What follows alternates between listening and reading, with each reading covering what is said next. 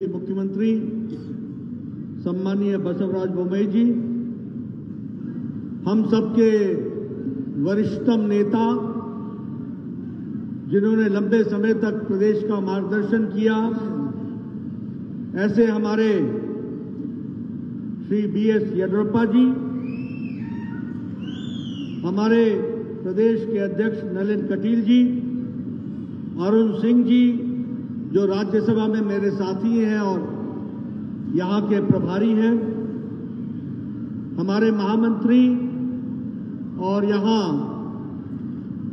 हमारे वरिष्ठ नेता श्री C.T. रवि जी, श्री A. नारायण स्वामी जी, भारत सरकार में मंत्री, R. अशोक जी, हमारे कर्नाटक सरकार में मंत्री, श्री B.C. नागेश जी जो कर्नाटक के मंत्री हैं, हमारे सांसद और संसद में मेरे साथी श्री बसवराज जी, राजेश गौड़ा जी, हमारे यहां से सीरा से विधायक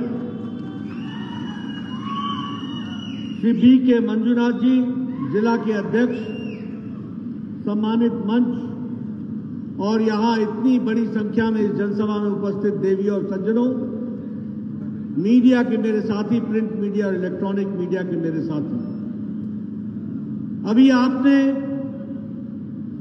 श्री BS येडियुरप्पा जी को, जो हमारे कर्नाटक के वरिष्ठतम नेता हैं, हमारे पार्लियामेंट्री बोर्ड के सदस्य हैं, उनका वक्तव्य सुना और साथ में आपने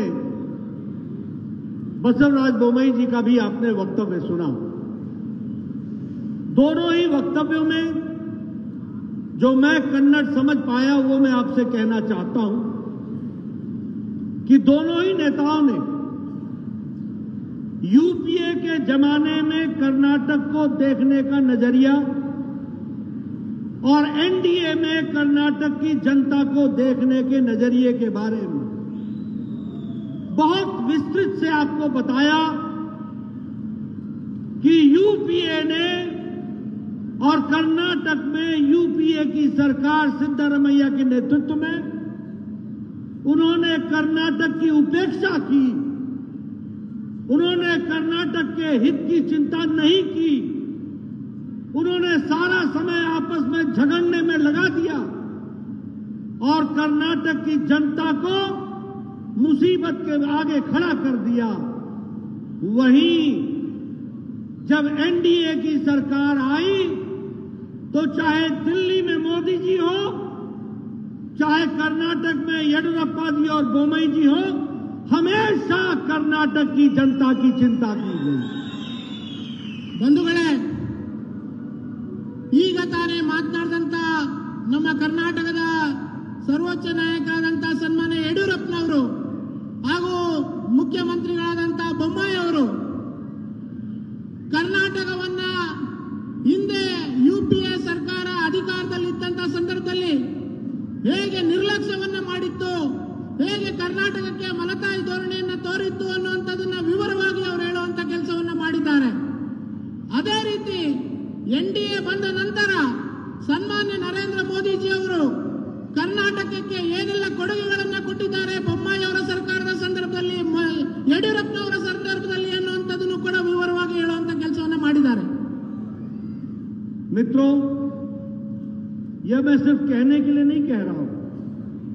प्रधानमंत्री मोदी जी ने भारत की राजनीति की संस्कृति बदल डाली है। कांग्रेस पार्टी भाई भाई को लड़ाकर, गांव गांव को लड़ाकर, इलाके इलाके को लड़ाकर, प्रदेश के प्रदेश से लड़ाकर वोट बैंक की राजनीति करती थी और वंशवाद को प्रोपोगेट करती थी। लेकिन हमारी नीतियों के माध्यम से हम गौरव के साथ कह सकते हैं कि प्रधानमंत्री मोदी जी के नेतृत्व में भारत की संस्कृति बदली, वंशवाद समाप्त करके विकासवाद को शुरू किया और विकास की राजनीति को आगे बढ़ाने का काम किया। वहीं कांग्रेस पार्टी तुष्टीकरण की राजनीति, अपीजमेंट की राजनीति करती थी और हम लोगों ने कहा सबका साथ, सबका विकास, सबका विश्वास, सबका प्रयास। और इसको बोम्मई साहब ने, येडियुरप्पा जी ने, मोदी जी के नेतृत्व में कर्नाटक की धरती पर लेटर और स्पिरिट में अक्षरशः इसको पूरा किया।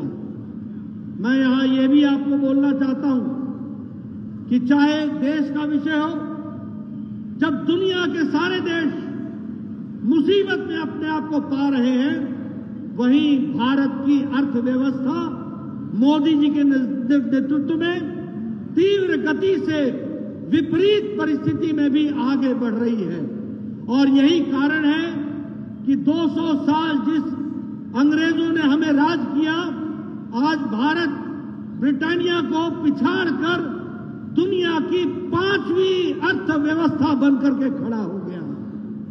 जहां स्टील के मैन्युफैक्चर में हम पीछे थे, आज हम दूसरे नंबर के मैन्युफैक्चरर हो गए। आज दुनिया में मोबाइल में 97% का मोबाइल का प्रोडक्शन भारत में हो रहा है। केमिकल में हमने 106% की वृद्धि की है। फार्मेसी में, फार्मास्यूटिकल्स में, दवाइयों में भारत दुनिया की फार्मेसी बन गया है और सबसे इफेक्टिव दवा और सबसे सस्ती दवा दुनिया को देने का काम कर रहा है, तो भारत कर रहा है। ಬಂಧುಗಳೇ, ನಿಮ್ಮೆಲ್ಲರಿಗೂ ಗೊತ್ತಿದೆ, ಕಾಂಗ್ರೆಸ್ ಪಕ್ಷ ಅಂತಂದ್ರೆ ಅದು ವಂಶಾಡಳಿತ, ಕಾಂಗ್ರೆಸ್ ಪಕ್ಷ ಅಂತಂದ್ರೆ ಅದು ಒಡೆದು ಆಳುವ ನೀತಿ, ಕಾಂಗ್ರೆಸ್ ಪಕ್ಷ ಅಂತಂದ್ರೆ ಅದು ತುಷ್ಟೀಕರಣದ ರಾಜಕಾರಣ, ಕಾಂಗ್ರೆಸ್ ಪಕ್ಷ ಅಂತಂದ್ರೆ ಅದು ಭ್ರಷ್ಟಾಚಾರ. ಈ ರೀತಿಯಾದಂತಹ ಆಡಳಿತವನ್ನು ಕೊಟ್ಟಂತಹ ಕಾಂಗ್ರೆಸ್ ಪಕ್ಷ ಒಂದು ಕಡೆ ಆದ್ರೆ, ಅಭಿವೃದ್ಧಿಯ ರಾಜಕಾರಣವನ್ನು ಮಾಡುವಂತಹ ಭಾರತೀಯ ಜನತಾ ಪಾರ್ಟಿ ಸನ್ಮಾನ್ಯ ನರೇಂದ್ರ ಮೋದಿ ಅವರು ವಿಕಾಸದತ್ತ ನಮ್ಮ ದೇಶವನ್ನ ಕೊಂಡೊಯ್ಯುವಂತ ಕೆಲಸವನ್ನ ಮಾಡ್ತಾ ಇದ್ದಾರೆ. ಅವರು ಪ್ರತಿ ಹಂತದಲ್ಲೂ ಕೂಡ ಸಬ್ಕಾ ಸಾಥ್ ಸಬ್ಕಾ ವಿಕಾಸ್ ಅನ್ನುವಂತ ಮೂಲ ಮಂತ್ರವನ್ನ ಹೇಳುವಂತ ಕೆಲಸವನ್ನ ಮಾಡಿದ್ದಾರೆ. ಅವರು ಹೇಳಿರುವಂತಹ ದಾರಿಯಲ್ಲಿ ನಮ್ಮ ಕರ್ನಾಟಕದ ಭಾರತೀಯ ಜನತಾ ಪಾರ್ಟಿ ಸರ್ಕಾರ ನಡೀತಾ ಇದೆ. ಇವತ್ತು ಭಾರತದಲ್ಲಿ ಎಲ್ಲ ರಂಗದಲ್ಲೂ ಕೂಡ ನಾವು ಮುಂದೆ ಬಂದಿದ್ದೇವೆ. ನಾವು ಮೊಬೈಲ್ ಮ್ಯಾನುಫ್ಯಾಕ್ಚರಿಂಗ್ ಆಗಿರ್ಬೋದು, ಫಾರ್ಮಾಸ್ಯೂಟಿಕಲ್ ಕಂಪನಿಗಳಲ್ಲಿ ಆಗ್ತಾ ಇರುವಂತಹ ಬೆಳವಣಿಗೆ ಆಗಿರ್ಬೋದು, ನಾವು ಮಾಡ್ತಾ ಇರುವಂತಹ ಹೊಸ ಹೊಸ ಕಾರ್ಖಾನೆಗಳಿರ್ಬೋದು, ಎಲ್ಲ ಹಂತದಲ್ಲೂ ಕೂಡ ಇವತ್ತು ಭಾರತ ವಿಶ್ವದ ಅತಿ ವೇಗದಲ್ಲಿ ಬೆಳೀತಾ ಇರುವಂತಹದ್ದು ಪ್ರಗತಿಯನ್ನು ಸಾಧಿಸುವಂತ ದೇಶ ಆಗಿದೆ. मित्रों, कर्नाटक में या भारत में हमारी सरकार है जो सबका साथ को विषय को लेकर गांव, गरीब, वंचित, पीड़ित, शोषित, दलित, महिला, युवा, किसान सबकी चिंता करने वाला अगर है तो वो भारतीय जनता पार्टी की सरकारें हैं। और फिर मैं कहने के लिए नहीं कह रहा हूं, आप बताइए, जब मैं गरीब की बात करता हूं, आज भारत अति गरीबी में 1% से नीचे आ गया है, 1% से नीचे। क्यों? क्योंकि नरेंद्र मोदी जी ने और बसवराज बोम्मई जी ने, येडियुरप्पा जी ने 80 करोड़ की जनता को 5 किलो गेहूं या 5 किलो चावल, 1 किलो दाल हर महीने देने का तय किया है 80 करोड़ की जनता को। अगर हम गरीब की बात करें तो प्रधानमंत्री आवास योजना में 3 करोड़ 60 लाख मकान बन रहे हैं और इसी तरीके से लगभग 70 लाख के आसपास मकान कर्नाटक में बन रहे हैं। अगर मैं जल जीवन मिशन की बात करूं तो 8 करोड़ से ज्यादा जल जीवन मिशन में नल घर, हर घर जल, इसकी व्यवस्था हो रही है और कर्नाटक भी इसमें पीछे नहीं है। अगर मैं स्वच्छता की बात करूं तो हमारी बहनों को इज्जत देने के लिए 12 करोड़ इज्जत घर बना करके महिलाओं का सशक्तिकरण किया गया है। अगर मैं उज्ज्वला योजना की बात करूं तो 11 करोड़ गैस के सिलेंडर देकर के उनको सशक्तिकरण करने का काम किया है। अगर मैं उजाला योजना की बात करूं, सौभाग्य योजना की बात करूं, तो यह देश 18,000 गांव बगैर बिजली के थे, without electricity. Today Karnataka is 100% electrified, 24/7 आज यहां पर बिजली मिल रही है। यह परिवर्तन की कहानी है और 2.5 करोड़ घरों को बिजली दी गई है। और इसी तरीके से आयुष्मान भारत के माध्यम से 50 करोड़ लोगों को यानी 40% of Indian population is getting a health coverage, उसको स्वास्थ्य का कवरेज मिल रहा है 5 लाख रुपए सालाना मोदी जी का और फिर बोमई साहब का अलग से मिल रहा है। ये हमको समझना चाहिए। इसलिए गांव, गरीब, वंचित, पीड़ित, शोषित इनको ताकत देने का, जब मैं दलित कहता हूं तो प्री मैट्रिक और पोस्ट मैट्रिक सबसे ज्यादा स्कॉलरशिप आज भारत दे रहा है और भारत में कर्नाटक दे रहा है। इसको हमको समझना चाहिए। आपके यहां का रिजर्वेशन 15% से बढ़ा के 17% कर दिया। मैं बोमई साहब को बधाई देना चाहता हूं। 3% से एसटी का बढ़ा करके 7% कर दिया। मैं इसके लिए भी बोमई साहब को बधाई देना चाहता हूं। इसलिए नई विकास की कहानी, और सबसे बड़ी बात यह है कि चाहे येडियुरप्पा जी हो, चाहे बोमई जी हो, चाहे सीटी रवि हो, चाहे आर अशोक हो, चाहे हमारे बसवराज हो, हमारे कोई भी नेता हो, चाहे हमारे राजेश हो, सभी छाती ठोक के ये कह सकते हैं कि हमने कर्नाटक की जनता के लिए काम किया है, काम करेंगे और कर्नाटक को आगे ले जाएंगे। ಬಂಧುಗಳೇ, ಭಾರತೀಯ ಜನತಾ ಪಾರ್ಟಿ ಎಲ್ಲ ವರ್ಗದ ಜನರನ್ನ ವಿಶ್ವಾಸಕ್ಕೆ ತಗೊಂಡು ಹೋಗುವಂತ ಕೆಲಸವನ್ನ ಮಾಡ್ತಾ ಇದೆ. ವಿಶೇಷವಾಗಿ ಎಸ್ಸಿ, ಎಸ್ಟಿ, ಹಿಂದುಳಿದ ವರ್ಗಗಳು, ಮಹಿಳೆಯರು ಮತ್ತು ಯುವಕರಿಗೆ ಅನೇಕ ಯೋಜನೆಗಳನ್ನ ಕೊಡೋದ್ರ ಮೂಲಕ ಎಲ್ಲ ವರ್ಗದ ಜನರಿಗೆ ಈ ಸರ್ಕಾರ ಕೆಲಸ ಮಾಡ್ತಾ ಇದೆ. ಇವತ್ತು ಪ್ರಧಾನಮಂತ್ರಿಗಳು ಗರೀಬ್ ಕಲ್ಯಾಣ ಅನ್ನ ಯೋಜನೆ ಮೂಲಕ ಸುಮಾರು 80 ಕೋಟಿ ಜನರಿಗೆ 5 ಕೆಜಿ ಅಕ್ಕಿಯನ್ನು ಕೊಡೋದ್ರ ಮೂಲಕ ಕೊರೋನಾ ಅಂತ ಸಂಕಷ್ಟ ಕಾಲದಲ್ಲಿ ಪ್ರತಿಯೊಬ್ಬರನ್ನು ಕೂಡ ಉಪವಾಸದಿಂದ ಬದುಕು ಪಾರು ಮಾಡುವಂತ ಕೆಲಸವನ್ನ ಮಾಡಿದ್ದಾರೆ. ಇನ್ನು ಕೇಂದ್ರ ಸರ್ಕಾರ ಕೊಟ್ಟಂತ ಅನೇಕ ಯೋಜನೆಗಳಲ್ಲಿ 12 ಕೋಟಿ ಮನೆಗಳಿಗೆ ಶೌಚಾಲಯವನ್ನ ಕೊಡುವಂತ ಕೆಲಸವನ್ನ ಮಾಡಿದ್ದಾರೆ. ಸುಮಾರು 50 ಕೋಟಿ ಜನರಿಗೆ ಆಯುಷ್ಮಾನ್ ಭಾರತ್ ಕಾರ್ಡ್ ಮೂಲಕ ಆರೋಗ್ಯ ವಿಮಾ ಯೋಜನೆಯನ್ನ ಕೊಡುವಂತ ಕೆಲಸವನ್ನ ಮಾಡಿದ್ದಾರೆ. ನಮ್ಮ ದೇಶದ ಪ್ರತಿಯೊಬ್ಬರಿಗೂ ಕೂಡ ಒಂದಲ್ಲ ಒಂದು ಯೋಜನೆ ಮೂಲಕ ಕೇಂದ್ರ ಸರ್ಕಾರ ಮತ್ತು ರಾಜ್ಯ ಸರ್ಕಾರದ ಸೌಲಭ್ಯಗಳು ಸಿಗುವಂತವನ್ನ ಕೆಲಸವನ್ನ ಮಾಡ್ತಾ ಇದ್ದಾರೆ. ಇವತ್ತು ನಮ್ಮ ಸರ್ಕಾರದ ಎಲ್ಲ ಜನಪ್ರತಿನಿಧಿಗಳು ಜನರ ಹತ್ರ ಹೋಗುವಂತ ಸಂದರ್ಭದಲ್ಲಿ ಎದೆ ತಟ್ಟಿ ಹೇಳಿ ಹೋಗುವಂತ ಸಂದರ್ಭದಲ್ಲಿದ್ದೇವೆ. ನಾವು ಒಳ್ಳೆ ಕೆಲಸವನ್ನ ಮಾಡಿದ್ದೇವೆ, ನಾವು ಜನರಿಗೆ ಕೊಟ್ಟಂತ ಮಾತನ್ನ ಈಡೇರಿಸುವಂತ ಕೆಲಸವನ್ನ ನಾವು ಮಾಡಿದ್ದೇವೆ ಅಂತೇಳಿ ನಮ್ಮ ವೇದಿಕೆ ಮೇಲಿರುವಂತ ಎಲ್ಲ ಚುನಾಯಿತ ಪ್ರತಿನಿಧಿಗಳು ಹೇಳುವಂತದನ್ನ ನಾವು ಮಾಡ್ತಾ ಇದ್ದೇವೆ. मित्रों, मैं यहां आपसे ये भी बताना चाहता हूं कि कर्नाटक सरकार ने देश में अपने आप को बहुत तीव्र गति से आगे बढ़ाया है। और जब मैं कर्नाटक की बात करता हूं तो आपको मैं ये याद दिलाना चाहता हूं कि आज ग्लोबल इन्वेस्टर्स में कर्नाटक में 90 लाख करोड़ रुपए का इन्वेस्टमेंट हो रहा है, 90 लाख करोड़ का। अगर मैं बात करूं कर्नाटक में, तो कर्नाटक फॉरेन डायरेक्ट इन्वेस्टमेंट का नंबर 1 का प्रदेश बन गया है कर्नाटक। ये भी हमको समझना चाहिए। अगर मैं बात करूं एयरक्राफ्ट में और स्पेसक्राफ्ट में, तो 25%, 25% स्टेट क्राफ्ट में, एयरक्राफ्ट में कर्नाटक की हिस्सेदारी है और 70% जो एयरक्राफ्ट बन रहा है 70% वह एयरक्राफ्ट और हेलीकॉप्टर्स कर्नाटक में बन रहे हैं। यह भी हमको ध्यान में रखना चाहिए। उसी तरीके से कोंकण रेलवे का 100% इलेक्ट्रिफिकेशन हो रहा है और उसी तरीके से शिक्षा के क्षेत्र में मुख्यमंत्री रायता विद्या निधि के तहत किसान के बच्चों के साथ साथ बुनकर के बच्चे भी और फिशरमैन को भी उसकी सहायता मिल रही है। और इसी तरीके से एक्सपेंशन ऑफ रोड्स हो रहा है। अभी अभी आपको बताया गया कि कल हमारे भारत सरकार में रोड मंत्री आए थे, उन्होंने कर्नाटक के ओवर ब्रिज और अंडर ब्रिज का सैंक्शन दे दिया है। कर्नाटक नई ऊंचाइयों की तरफ जाएगा, इसको भी हमको ध्यान में रखना चाहिए। मैं यहां ये भी आपको कहना चाहता हूं कि आप इनोवेशन में इंडेक्स में कर्नाटक इज नया एयरपोर्ट बन रहा है। वहीं केम्पेगौड़ा का जो नंबर 2 का केम्पेगौड़ा का नंबर 2 का जो फेज है वह भी प्रधानमंत्री मोदी जी ने समर्पित कर दिया है। प्रधानमंत्री मोदी जी 22 सितंबर को भारत अपने कर्नाटक आए थे और यहां पर उन्होंने 30,000 करोड़ रुपए की घोषणाएं की हैं, जिस पर काम तीव्र गति से चल रहा है।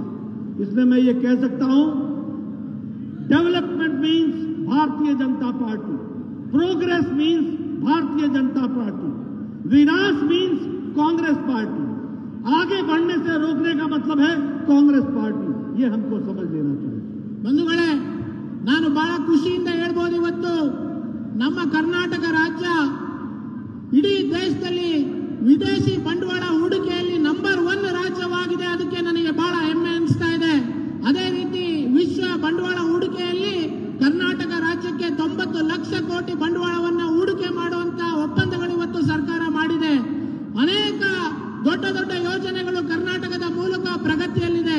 ಅದರಲ್ಲಿ ವಿಶೇಷವಾಗಿ ಕರ್ನಾಟಕದಲ್ಲಿ ಹೆಲಿಕಾಪ್ಟರ್ ಮತ್ತು ಏರೋಪ್ಲೇನ್ಗಳನ್ನು ಮಾಡುವಂತ ಕಾರ್ಖಾನೆಗಳು ಇಡೀ ದೇಶಕ್ಕೆ ಇವತ್ತು ಹೆಲಿಕಾಪ್ಟರ್ ಮತ್ತು ಪ್ಲೇನ್ಗಳನ್ನು ನಿರ್ಮಾಣ ಮಾಡುವಂತ ಕೆಲಸ ಆಗ್ತಾ ಇದೆ. ಇವತ್ತು ಹೊಸ ಬಂಡವಾಳವನ್ನ ರಸ್ತೆ ಮೇಲೆ, ಹೆದ್ದಾರಿ ಮೇಲೆ, ಬ್ರಿಡ್ಜ್ಗಳ ಮೇಲೆ ಹಾಕುವಂತ ಕೆಲಸವನ್ನ ನಿನ್ನೆ ತಾನೇ ನಮ್ಮ ರಾಜ್ಯಕ್ಕೆ ಆಗಮಿಸಿದಂತ ನಿತಿನ್ ಗಡ್ಕರಿ ಅವರು ಘೋಷಣೆಯನ್ನ ಮಾಡಿ ಹೋಗಿದ್ದಾರೆ.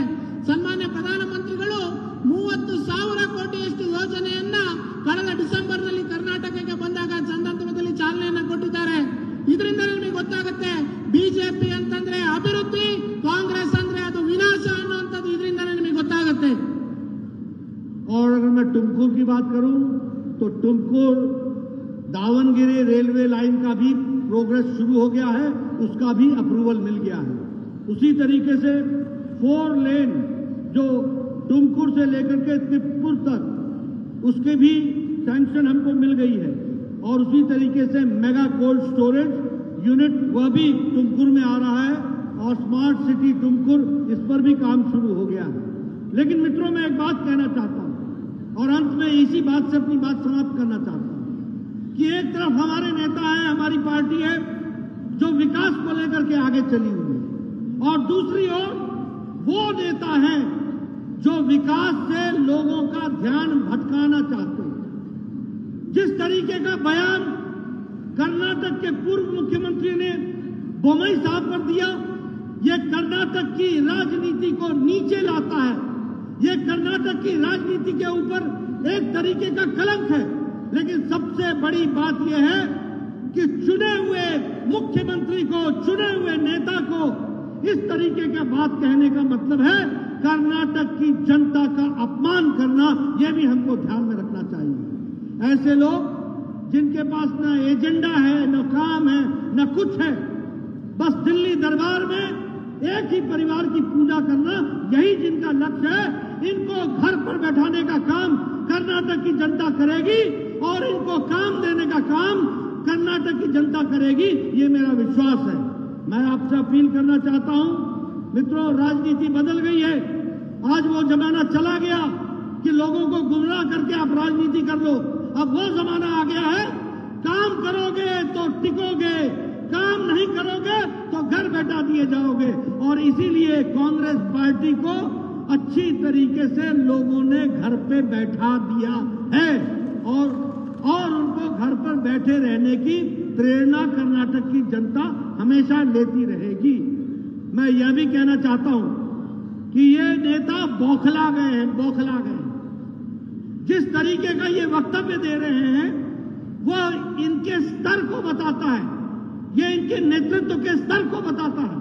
मुझे बड़ा दुख हुआ, एक प्रदेश का मुख्यमंत्री जो मुख्यमंत्री पद पर रहा हो, who has sat on the chief minister's post, he speaks like this। ये कर्नाटक की जनता का अपमान है और ऐसे लोगों को कर्नाटक की जनता सबक सिखाएगी, ये मेरा विश्वास है। मैं इन्हीं शब्दों के साथ अपनी बात समाप्त करता हूं और आपसे निवेदन करता हूं कि मेरी बात आप जनता तक पहुंचाएं, गांव-गांव पहुंचाएं। बहुत बहुत धन्यवाद। जय भारत, जय कर्नाटक। ಬಂಧುಗಳೇ, ಸಿರಾ ಮತ್ತು ತುಮಕೂರು ಭಾಗದಲ್ಲಿ ಆಗ್ತಾ ಇರುವಂತಹ ಬಂಡವಾಳ ಹೂಡಿಕೆಯಿಂದ ಈ ಭಾಗ ಇನ್ನೂ ಹೆಚ್ಚು ಅಭಿವೃದ್ಧಿ ಕಾಣುವಂತ ದಿನಗಳು ಮುಂದಿನ ದಿನದಲ್ಲಿ ಬರ್ತಾ ಇದೆ. ನಾನು ಒಂದು ಮಾತನ್ನ ಹೇಳೋದಕ್ಕೆ ಇಷ್ಟಪಡ್ತೇನೆ. ಇತ್ತೀಚೆಗೆ ತಾನೇ ನಮ್ಮ ಮುಖ್ಯಮಂತ್ರಿಗಳ ಮೇಲೆ ಕಾಂಗ್ರೆಸ್ಸಿನ ಹಿಂದಿನ ಮುಖ್ಯಮಂತ್ರಿ